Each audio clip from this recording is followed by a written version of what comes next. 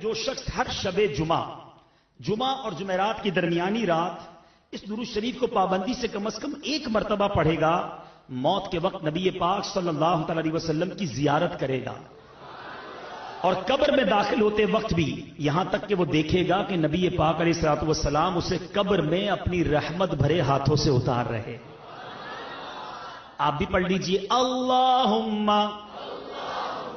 صلی وسلم وبارک علی سیدنا و مولانا محمد النبی الامی الحبیب العالی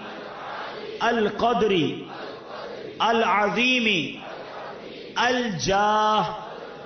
وعلی آلہ